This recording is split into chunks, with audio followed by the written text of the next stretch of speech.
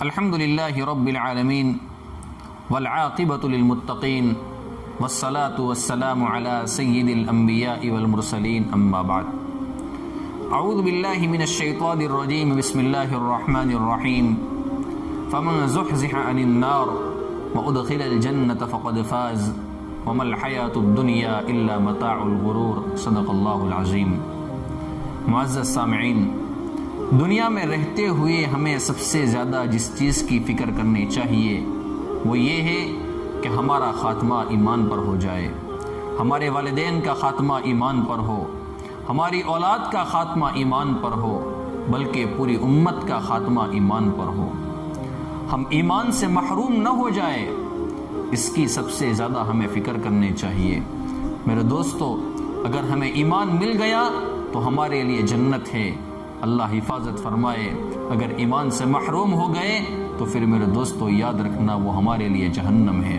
اللہ رب العزت قرآن کریم میں ارشاد فرماتے ہیں فَمَا زُحْزِحَ عَنِ النَّارِ وَأُدْخِلَ الْجَنَّةَ فَقَدْ فَازَ وَمَا الْحَيَاةُ الدُّنْيَا إِلَّا مَتَاعُ الْغُرُورِ۔ جو انسان جہنم سے بچا لیا گیا اور جنت میں داخل کر دیا گیا، یہ بندہ کامیاب ہے، اور دنیاوی زندگی تو ایک دھوکہ ہے۔ میرے دوستو، ہم ذرا سوچیں کہ میں اور آپ اپنے بارے میں ایمان کی کتنی فکر کرتے ہیں کہ میرا خاتمہ ایمان پر ہو جائے۔ ہم اپنے والدین کے بارے میں کتنی فکر کرتے ہیں، اپنی اولاد کے بارے میں کتنی فکر کرتے ہیں۔ جب دنیاوی کوئی ضرورت ہمارے سامنے آتی ہے، ہم 2 رکعت پڑھ کر اللہ کے سامنے مانگتے ہیں۔ مانگنا چاہیے میرے دوستو، میں منع نہیں کرتا ہوں، لیکن کبھی ہم یہ بھی تو سوچیں کہ کیا زندگی میں نے ایک مرتبہ بھی 2 رکعت اس نیت سے پڑھی ہے کہ اللہ تبارک و تعالی مجھے ایمان کے اوپر خاتمہ عطا فرما دے۔ میں آپ کو ایک واقعہ سناتا ہوں۔ حضرت یعقوب علیہ السلام جلیل القدر نبی ہے، حضرت یوسف علیہ السلام آپ کے بیٹے ہیں، وہ بھی جلیل القدر نبی ہیں۔ اللہ تبارک و تعالی نے حضرت یعقوب علیہ السلام کو امتحان سے گزارا، اور امتحان ایسا آیا کہ ایک موقع پر باپ اور بیٹے کو جدا ہونا پڑا۔ مفسرین نے اس سلسلے میں مختلف باتیں لکھی ہیں۔ بعض مفسرین فرماتے ہیں کہ حضرت یعقوب علیہ السلام اور حضرت یوسف علیہ السلام 40 سال الگ رہے ہیں، اور بعض فرماتے ہیں کہ 80 سال الگ رہے ہیں۔ بہرحال جو بھی ہو، ایک لمبا عرصہ حضرت یعقوب علیہ السلام اپنے محبوب اور چہیتے بیٹے حضرت یوسف علیہ السلام سے جدا رہے ہیں۔ اللہ تبارک و تعالیٰ کا کرم شامل حال ہوا، اللہ تبارک و تعالیٰ کی رحمت متوجہ ہوئی، باپ اور بیٹے کو ملا دیا۔ جب حضرت یوسف علیہ السلام اور حضرت یعقوب علیہ السلام ملے ہیں، تفسیر بغوی کے اندر امام بغوی رحمۃ اللہ علیہ نے لکھا ہے کہ حضرت یوسف علیہ السلام بھی معانقہ کرتے وقت رو پڑے، حضرت یعقوب علیہ السلام بھی رو پڑے۔ حضرت یوسف علیہ السلام نے اپنے والد محترم حضرت یعقوب علیہ السلام سے فرمایا، ابا جان، آپ میری جدائی میں اتنا کیوں روئے؟ آپ میرے فراق میں اتنا کیوں روئے کہ آپ کی آنکھیں بھی چلی گئی؟ کیا آپ کو پتہ نہیں تھا کہ اگر میں دنیا میں آپ کو نہ ملا تو کوئی بات نہیں، میں قیامت میں اور حشر کے میدان میں اور جنت میں آپ کو مل جاتا؟ اس وقت جو جواب حضرت یعقوب علیہ السلام نے میرے دوستو دیا ہے نا، وہ ہماری دل کی تختیوں کے اوپر لکھنے کے قابل ہے۔ حضرت یعقوب علیہ السلام نے فرمایا، بیٹا ہاں میں جانتا تھا کہ اگر تو مجھے دنیا میں نہ ملا تو آخرت میں ضرور ملے گا۔ مجھے ڈر اس بات کا نہیں تھا، مجھے فکر اس بات کی تھی کہ جب تو مجھ سے جدا ہوا اس وقت تو بہت چھوٹا تھا، تیرے پاس دین تھا، تیرے پاس اسلام تھا، تیرے پاس ایمان تھا۔ مجھے ڈر اس بات کا تھا کہ کہیں تجھ سے تیرا دین اور تیرا اسلام اور تیرا ایمان تجھ سے چھین نہ لیا جائے، اور پھر یہ جدائی تیری اور میری ہمیشہ ہمیش کے لیے ہو جائے۔ میں اس وجہ سے رو رہا تھا۔ میرے دوستو، میں یہاں پر رک کر ایک جملہ کہتا ہوں۔ وہاں پر حضرت یعقوب علیہ السلام تھے، حضرت یوسف علیہ السلام تھے۔ حضرت یوسف علیہ السلام بیٹے ہیں جو بعد میں خود نبی بننے والے تھے، اس کے باوجود حضرت یعقوب علیہ السلام اپنے بیٹے کے بارے میں اتنے فکر مند تھے، اس کے ایمان کے بارے میں اتنے فکر مند تھے۔ میں اور آپ نہ نبی ہیں، نہ ولی ہیں، نہ بزرگ ہیں، اس کے باوجود بھی نہ ہم اپنے ایمان کی فکر کرتے ہیں، نہ اپنی اولاد کی ایمان کی فکر کرتے ہیں۔ میرے دوستو، ہمیں اپنے ایمان کے بارے میں بہت فکر مند رہنا چاہیے۔ اللہ کرے کہ ہمارا خاتمہ ایمان پر ہو جائے۔ بہترین سے بہترین موت اور بہترین سے بہترین حسن خاتمہ اللہ تبارک و تعالی مجھے اور آپ کو اور پوری امت کے ایک ایک فرد کو عطا فرمائے۔ اللہ ہمارے دشمنوں کو بھی عطا فرمائے، ہم تو ان کے لیے بھی دعا کرتے ہیں۔ میرے دوستو، ہمارے مشائخ نے لکھا ہے کہ ہمارا مشاہدہ ہے اور ہمارا تجربہ ہے کہ 3 گناہوں کے کرنے کی وجہ سے موت کے وقت کلمہ طیبہ کی توفیق سلب کر لی جاتی ہے۔ ویسے تو بہت سارے گناہ ہیں، لیکن 3 گناہ ایسے ہیں کہ جس کی وجہ سے بندہ موت کے وقت ایمان سے محروم کر دیا جاتا ہے۔ نمبر 1، شریعت کے احکام کو بوجھ سمجھنا۔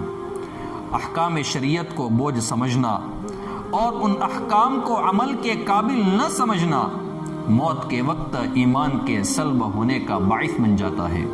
مثال کے طور پر عورت ہے تو وہ پردہ کرنے کو بوجھ سمجھے، مرد ہے تو وہ رشوت سے بچنے کو، سود سے بچنے کو بوجھ سمجھے۔ اور آج کل ہم اکثر ایک جملہ لوگوں کی زبان پر سنتے ہیں، لوگ کہتے ہیں کہ آج کے زمانے میں شریعت پر عمل کرنا بہت مشکل ہے۔ میرے دوستو، یاد رکھنا، اگر کوتاہی ہو جائے تو اپنے آپ کو گنہگار ضرور سمجھیے، کیونکہ گناہ کرنا اور پھر اس کو جسٹیفائی کرنا، دلیل سے ثابت کرنا، یہ بہت بڑی حماقت ہے اور بہت بڑی بیوقوفی ہے۔ میں آپ کو ایک واقعہ سناتا ہوں، یہ بڑا درد بھرا واقعہ ہے کہ ایک آدمی کو موت کے وقت کلمہ پڑھنے کی تلقین کی گئی۔ اس نے جواب میں کہا کہ میں نہیں پڑھتا ہوں، اور اسی وقت اس کی روح نکل گئی۔ اس پر اس کے قریب کسی عالم کو شک ہوا تو وہ اس کی بیوی کے پاس آئے اور پوچھا کہ اس کی زندگی کا کوئی ایسا عمل بتاؤ کہ جس کا یہ وبال ہوا کہ یہ موت کے وقت کلمہ بھی نہ پڑھ سکا۔ اس کی بیوی نے بتایا کہ حضرت میں کیا بتاؤں، طبعی اعتبار سے، طبیعت کے اعتبار سے یہ بہت سست تھا۔ اس کی حالت یہ تھی کہ اس کو جب بھی غسل جنابت کی ضرورت ہوتی تھی، غسل اس کے لیے واجب ہو جاتا تھا، تو وہ یوں کہتا تھا کہ بنی اسرائیل میں کتنا اچھا تھا کہ وہاں پر تو غسل جنابت بھی نہیں تھا، وہاں پر کسی کو غسل کی ضرورت پیش آ جاتی تو ان کو غسل نہیں کرنا پڑتا تھا۔ دین اسلام میں یہ ایک نیا حکم آ گیا ہے، گویا کہ وہ غسل جنابت کو بوجھ سمجھتا تھا، اس گناہ کی وجہ سے اس کو موت کے وقت کلمہ پڑھنے سے محروم کر دیا گیا۔ میں اور آپ شریعت کے کتنے احکام کو اپنے لیے بوجھ سمجھتے ہیں۔ میرے دوستو، ہم ذرا سوچیں کہ ہمارا کیا بنے گا۔ نمبر 2، سوء خاتمہ کا ڈر نہ ہونا۔ میرے دوستو، دوسری بات یہ ہے کہ جس بندے کو دل میں موت کے وقت سوء خاتمے کا ڈر نہ رہے، اس کی وجہ سے بھی انسان اور بندہ آخری وقت میں کلمہ پڑھنے سے محروم ہو جاتا ہے۔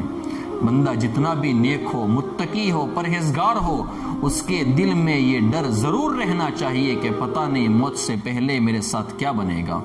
وہ اس بات سے ہمیشہ ڈرتا رہے، کانپتا رہے، اس لیے کہ اللہ رب العزت قرآن کریم میں ارشاد فرماتے ہیں فَلَا يَأْمَنُ مَكْرَ اللَّهِ إِلَّا الْقَوْمُ الْخَاسِرُونَ۔ اللہ تبارک و تعالیٰ کی خفیہ تدبیر سے وہی بندہ بے خوف ہو جاتا ہے کہ جو گھاٹا اٹھانے والا ہوتا ہے، نقصان اٹھانے والا ہوتا ہے۔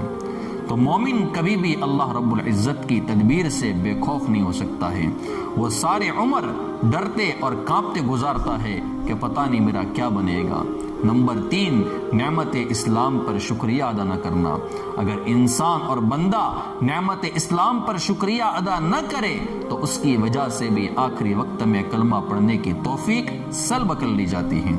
اسی لیے اللہ کے رسول صلی اللہ علیہ وسلم نے ہمیں جو دعائیں سکھائی ہے صبح شام کی، اس میں ایک دعا ہمیں ملتی ہے، رضیت باللہ ربا وبالاسلام دینا وبمحمد نبیا۔